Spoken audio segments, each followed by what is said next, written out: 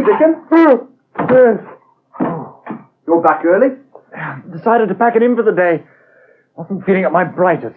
You do look a bit rough. Night after the night before. Yeah, that party sounded pretty lively. Oh, you heard us. The whole neighbourhood heard you. Want a cup of tea? Ah, thanks. Don't notice the noise when you're a part of it. How very true. Police broke it up in the end. I was scared stiff. Yeah, I know. I arrived there the same time as they did. Yes, you said. I was a bit tied up. I didn't come in. I brought Debbie back here for coffee. Oh, that's where she was. She was in a bit of a state. And she was earlier, too, when I first got to the party. Weepy and that. Baby, I suppose. I sat with her for a while, she said. Until she fell asleep. And then I went and joined the party. Seemed all right later, though. Her usual aggressive self. Matter of fact, it was a bit embarrassing. She barged in on me when I was with this girl. Did she say anything about that? She said you were having a good time, yeah. Well, I was, too. Nothing heavy, you know. China or Indian? No, she was English. Tea, Dummkopf. Oh, sorry. China, please. Rob? Yeah? Would you mind if I brought the odd girl back here? Now and then? Why on earth should I? Look, thought... Dickon, I thought we got this whole thing sorted out. We go our own ways. Who you invite here is entirely your business. I thought it might be a bit awkward, that's all. It's you that's making it awkward, mate. Thank God I'm not as obsessed by my sexual leanings as everyone else seems to be. Sorry. Sophie's just as bad. Perhaps you'd rather I got out. Well, I would if you're going to make an issue of it all the time. But it seems crazy. You need a place. I need someone to share the rent. We get along, by and large. Yeah. Flat's big enough for us not to get in each other's way. True. So why rock the boat? I suppose it's all academic anyway. Till we know who the new owners are, they may sling us out. Or put the rent up to some exorbitant price. Yeah. Let's face it, the Nashes don't exactly overcharge. Sale's definitely going through, is it? Subject to survey. The bloke was in today. Don't imagine there'll be any snag there. I'd say the house was in pretty good nick, don't you? But what did he actually say, Claire? Nothing. He just kept frowning and shaking his head. But he must have said something. He asked the occasional question, like, when did we last have the pointing done? Oh. And did I know about the damp in the dining room? Well, it's only a small patch, isn't it? Not judging by the copious notes he was writing in his little black book. I certainly didn't get the impression that he'd give us a glowing report. But we had a pretty good survey done when we came here. That was 10 years ago. I knew we shouldn't have had that champagne until it was all signed and sealed. Why can nothing be straightforward? Milton's still holding back on his decision about my successor. So everyone at the Herald's feeling insecure and edgy. Do you think Liz still has a chance? Well, not from the way he was sounding off about her this morning. She's still on his shortlist, though. Plus Morris and an outside applicant, a chap called Bruce Ferris. I know that name. Oh, well, he's worked on some good papers. Only thing against him is his age. He's a couple of years older than me. Poor old man. Yeah. Well, you know what the current attitude is? Youth equals trendy, equals desirable. No one over 40 can possibly do anything new. You seem to be doing quite a lot these days. I don't think a weekly magazine and a move to Bath would strike anyone as a madly radical step. Probably sounds more like being put out the grass. But we know different. Yes. Good grief. What? Who do we know with a white Porsche? I wonder. It's pulling up outside. A little bird told me that Rocky Rowlands had treated himself to one of those recently. You're right. It is Rocky. What on earth does he want?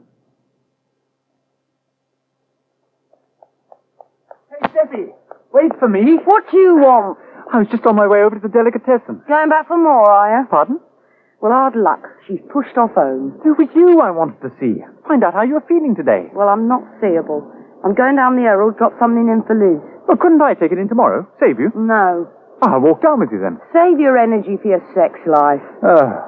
I suppose I'm going to get digs about that forever now, am I? No, I'm delighted you got going at last. About time. But Debbie! And I was dead chuffed to get a grandstand view. Well, if you must barge in on people... How was I to know you were in there on the go? Do you have to be so crude? Oh, I'm sorry. Was it a meaningful experience?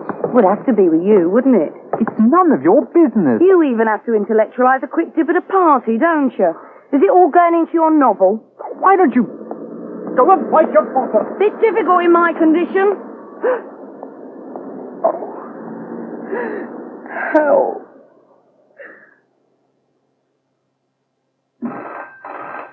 Can no one but me answer the phone? I am trying to get ready.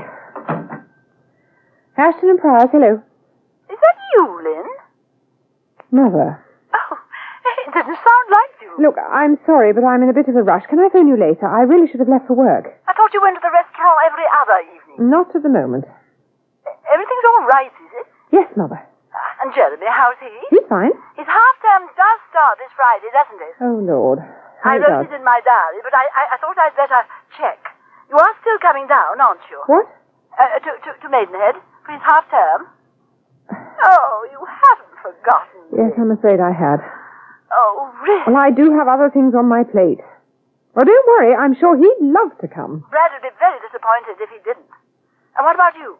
No, well, I shan't be able to leave the restaurant. You've got that young manager chap. I can't leave it all to Rob. Well, can't Matt help out, or Alexis? Alexis has broken a leg. How inconvenient. Well, that nice Mr. Ashton then? No, Mother, none of them.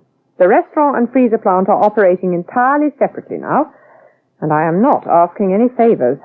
You and Matt have quarreled, haven't you? We merely agreed to run our businesses independently. But then you need the freezer plant for your supplies. We're managing without it. And don't you and Matt share the same chef, Andre? Not anymore.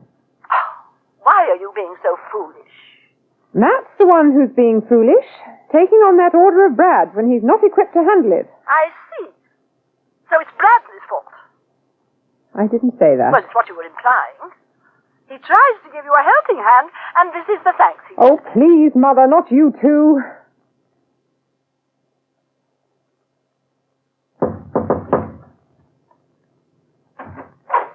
Hi, Rob. Remember me? Rocky Rowlands. Yes, I do. Well, that's something. Can I come in? No. What the hell are you doing here? I heard from Joanna the Nashes were leaving. Stopped by to wish them well. I thought I'd say hello to you at the same time. Hello. Oh, don't be like that. I'm on my way to work. Oh, why don't you let me give you a lift? I got a beautiful car. So have I. No thanks. At least give me time to apologize for the way I behaved the other week. I guess I must have been a pain. You said it. You know my trouble? Success and money. Too much of both. Bad luck. It has its drawbacks. Everything's too easy. You just click your fingers, they come running. Well, this one's running in the opposite direction. A bit too fast, maybe. What's that supposed to mean? Well, why not stand still for a minute? At least listen to what I got to say. I'm late already. Hey, Rob. Thank you. You're entirely unattached from what I've heard. From? Joanna. Don't worry. Look, I asked very discreetly. She just thinks you're dedicated to your career. I am dedicated to my career. So am I, but not to the exclusion of everything else. There's a whole scene out there, and you could be a part of it. I'm not interested. No strings. I promise. For God's sakes, Rob, this is one of the most exciting cities in the world. We could enjoy it together. Goodbye, Rocky. Okay. Will you at least let me leave my address in case you change your mind? I'll leave it anyway. Sit down, Debbie. As long as I'm not keeping you. No, I'm nearly through. And so long as I can heave myself down. Whew. How long is it now? It's due in 3 weeks. Sooner the better. Then back to work. Maybe I'll start smoking again. Oh, now you stop. Don't start again, whatever you do. I'm glad you've written something for me. Well, it might do for the woman's page. It's about the adoption bit, from the point of view of the real mother. So I cash in on my own condition. You're definitely going through with it, then? Well, my social worker keeps telling me not to commit myself yet. I think she has visions of me taking one look at the little bundle of joy and all my maternal instincts will well up. I've been called a sentimentalist once today, so I shall make no comment. I wouldn't have said you were a sentimentalist. I would have said you were a very practical person. Well, I think it's important that people do things for the right reasons. Oh, yeah? For instance, it wouldn't be right if you were to give up your baby because things had depressed you. Things that could be sorted out with a bit of help. It wouldn't be right to keep it for some vague emotional reason, like because it's all I've got. Oh, Shut up, you stupid cow. Oh.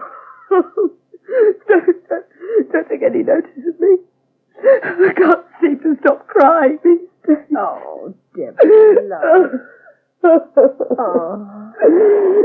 Go on, cry. It doesn't matter. I was just as weepy when I was expecting the twins. Last time it was Dickon who got the performance. In the middle of a party, too. I'm sure he didn't mind. Oh, no. He was great. You know, he held me close and sat with me when I went to sleep. Promised he'd stay. And he went and got off with some little scrubber downstairs. And that upset you? No! Yes. I'm all mixed up about it. There's never been anything between Dickon and me. I've never even thought of him in that way. But when I saw him with her, I just felt I'd lost him.